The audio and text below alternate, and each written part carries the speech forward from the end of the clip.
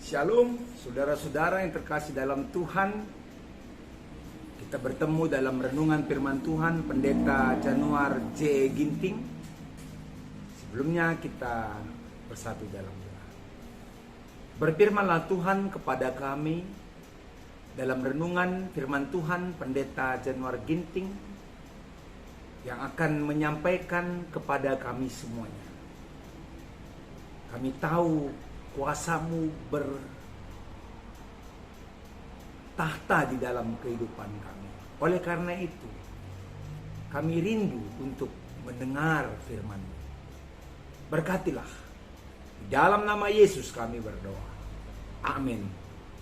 Saudara-saudara yang terkasih dalam nama Tuhan, firman Tuhan yang menjadi renungan pagi kita diambil dari kitab Yakobus 2 ayat 4. Demikian firman Tuhan. Bukankah kamu telah membuat pembedaan di dalam hatimu dan bertindak sebagai hakim dengan pikiran yang jahat? Saudaraku, mungkin saudara pernah mendengar tentang ular dan gergaji.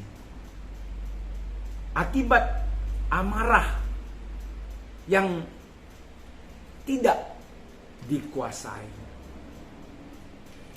Ya. Saudara, seekor ular memasuki gudang tempat kerja seorang tukang kayu. Ya. Dan kalau kita melihat waktu itu, kebiasaan si tukang kayu adalah membiarkan sebagian peralatan kerjanya berserakan dan tidak merapikannya. Mungkin dalam pikiran si tukang kayu besok diperlukan lagi, sehingga dia tidak merapikan kembali. Nah, ketika si ular masuk ke gudang itu, kebetulan si ular ini, saudara, ia merayap di atas gergaji. Ya, tajamnya mata gergaji itu menyebabkan perut ular itu terluka. Dan ular itu beranggapan, wah, ini gergaji ini atau barang ini telah menyerang saya.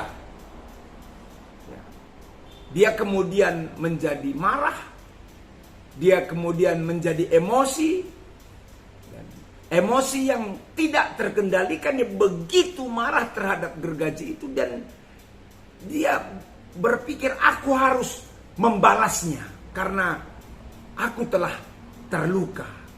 Lalu kemudian dia mengitari gergaji itu, mematuk-matuk gergaji itu, melilit-lilit gergaji itu berkali-kali, saudara-saudara.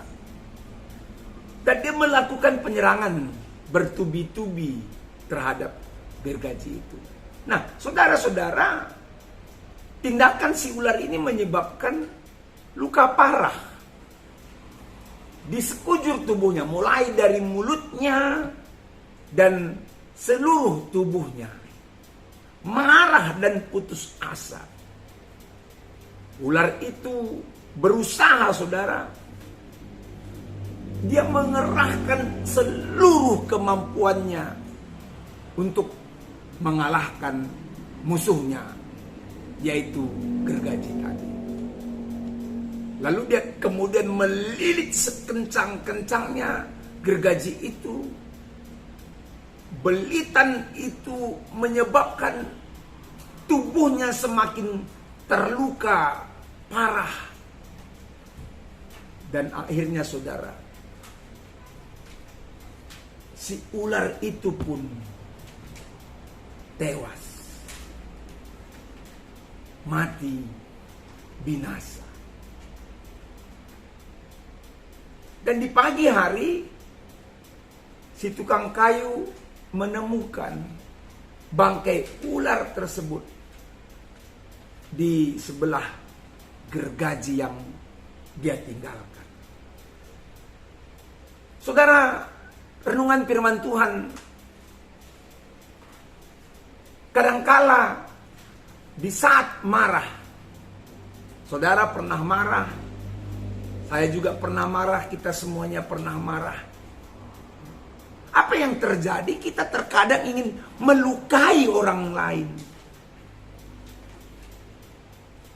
Dan ketika semua itu berlalu, kita baru menyadari, saudara, bahwa yang terluka sebenarnya adalah diri kita sendiri, bukan orang itu, tapi diri saudara sendiri.